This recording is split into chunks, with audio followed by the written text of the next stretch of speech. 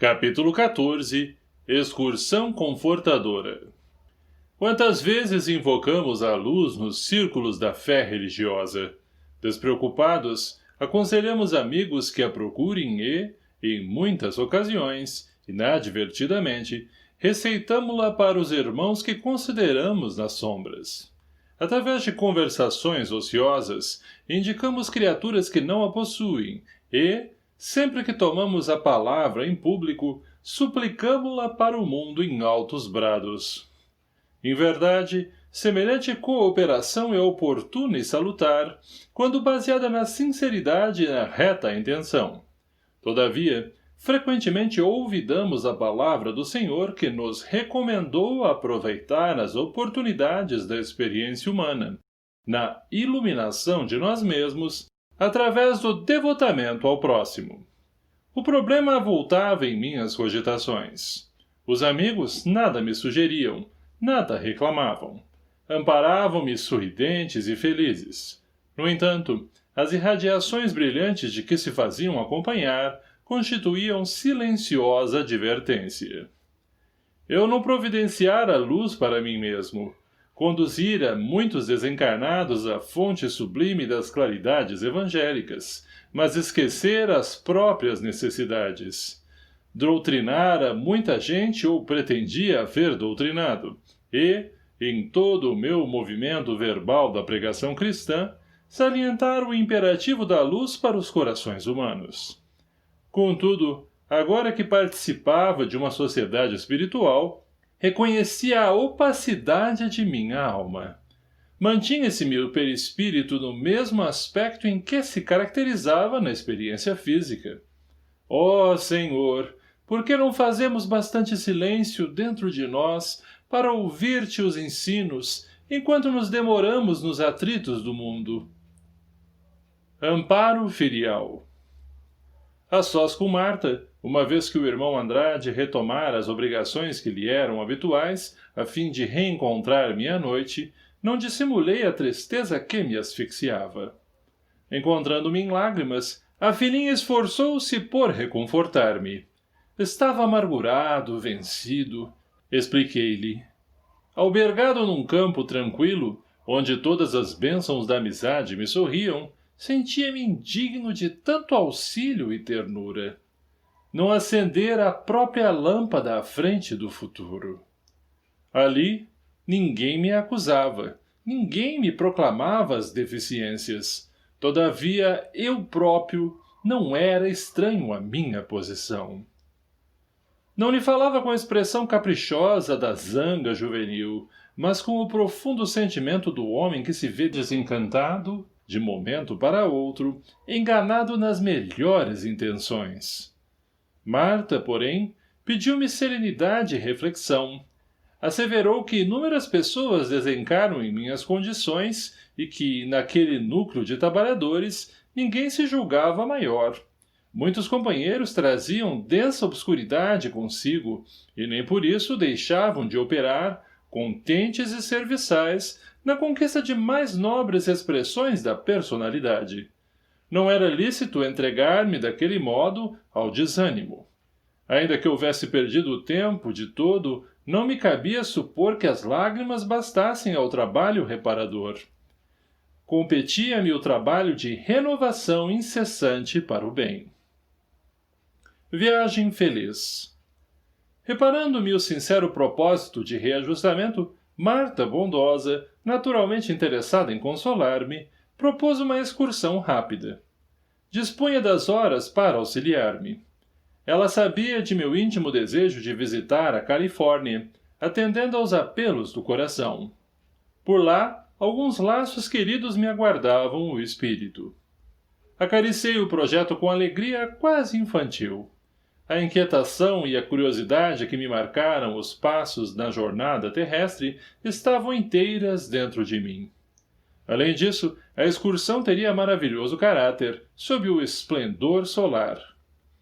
Abafei as preocupações que me torturavam e aprestei-me. A breve tempo, achávamo-nos fora do abençoado pouso de serviço e refazimento. A claridade do dia, as vizinhanças não apresentavam senão um aspecto de longa massa de matéria opaca. Nas cercanias, não cheguei a vislumbrar nem mesmo a ponte que reconhecera na noite da véspera, e, distanciando-nos do burgo venturoso, notei que atravessávamos outras colônias espirituais cheias de vegetação e casario, embora menos ricas de beleza. Respondendo-me às interpelações, informou-me a filha de que sempre nos é dado visitar os planos inferiores e consultá-los, não se verificando o mesmo quanto às esferas superiores, relativamente às quais precisamos satisfazer a necessária preparação. Penso que estacionaria longo tempo nas paisagens sob os meus olhos se Marta, docemente, não me chamasse a atenção para os objetivos que nos conduziam. Nestes planos, disse minha filha, a ligação mental com a Terra ainda é enorme. Muita gente que matou o tempo vive por aí com sede de reavê-lo. São saudosistas da experiência na carne que estimam viver, por enquanto, quase que exclusivamente do passado. Não praticaram males graves, porém não se aplicaram ao bem tanto quanto deviam. Queixam-se de 1000 infortúnios, mas recusam qualquer norma regenerativa. Graciosamente, acentuou. É o pessoal da omissão. Suponho-nos muito longe de atingir a estação de destino, quando a ternura filial me indicou a linda paisagem da Califórnia. Julguei fosse descortinar antes os formosos panoramas da Serra Nevada, contrastando com as águas soberbas do Pacífico. Entretanto, já pisávamos o chão norte-americano. Como descrever a maravilhosa viagem para o leitor faminto de informações? Não guardo a presunção de fazê-lo.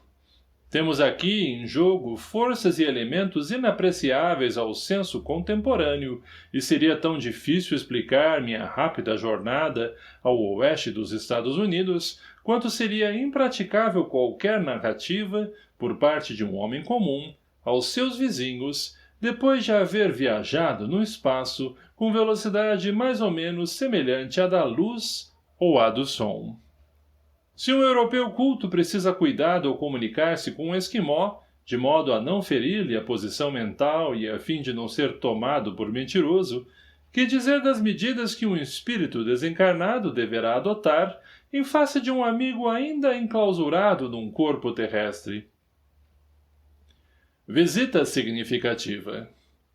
Após saciar a sede efetiva, junto de corações particularmente queridos à minha alma, surgiu-me certo propósito invencível. Recordando minha passagem pelas terras abençoadas da América, lembrei alguém a cuja inteligência e bondade nunca dispensara suficiente admiração. Fitou minha filha, como adivinhar-me os pensamentos. Antes, porém, que me dirigisse a palavra, consultei de improviso. Marta, não seria possível avistar-nos com Thomas Edison? Ela sorriu, compreensiva, deu-me o braço generoso e tomamos a direção norte. Decorridos alguns minutos, alcançávamos sublime paisagem, além. Nós, que defrontáramos extensas comunidades, evidentemente ligadas à herança espanhola, aportávamos agora em vasto círculo de educação anglo-saxônica. Passei a usar o inglês para melhor entender-me. Conduziu-me Marta a nobre edifício, onde expôs o propósito que nos movia a um cavalheiro de respeitável figura.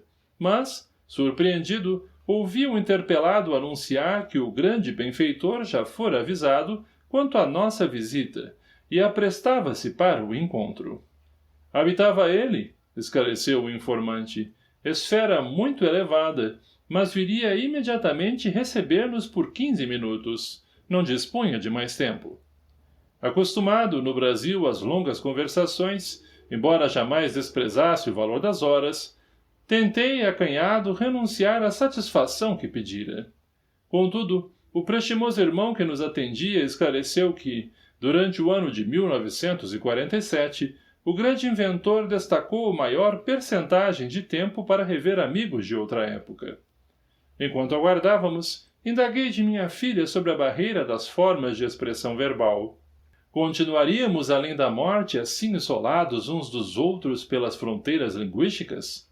Os desencarnados no Brasil não poderiam penetrar os tesouros da civilização de outros povos em razão do idioma convertido desse modo num cárcere?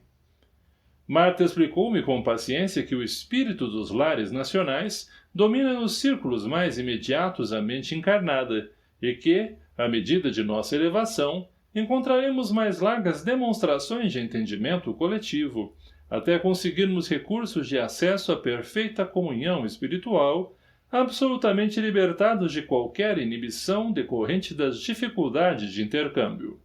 Acentuou que, dos agrupamentos temporários em que estacionávamos, os espíritos em maioria são obrigados ao retorno à carne, a fim de prosseguirem no aprendizado, e que toda libertação e toda sublimação têm o seu preço correspondente em esforço próprio. Se nos encontramos na realização A, por mais desejemos a realização B, não lhe atingiremos as vantagens sem preparo, serviço e aplicação. A palavra de um grande benfeitor. Demorávamo-nos entretidos na palestra reconfortante quando vi Edson em pessoa. Tamanha a luminosidade lhe coroava a cabeça veneranda que tive ímpetos de ajoelhar-me. Avancei para ele perturbado de júbilo e quis beijar-lhe as mãos. O inolvidável benfeitor abraçou-me de encontro ao peito e, esquivando-se às minhas homenagens, recordou os últimos anos do século passado, reportando-se ao fonógrafo, cuja vulgarização tive o prazer de acompanhar. Rememorei o centenário de seu nascimento e o admirável cientista declarou que, não obstante desencarnado, continua trabalhando sem descanso, à frente dos perigos que ameaçam a atualidade terrestre. Mergulhado nos estudos e realizações da física no plano espiritual, não é infenso ao serviço glorioso que o Espiritismo vem efetuando em benefício do mundo, aduzindo, porém, que não basta provarmos a sobrevivência individual depois da morte, nem colocar novos patrimônios da natureza à disposição da inteligência do homem, e sim promover imediatos recursos de dignificação da personalidade.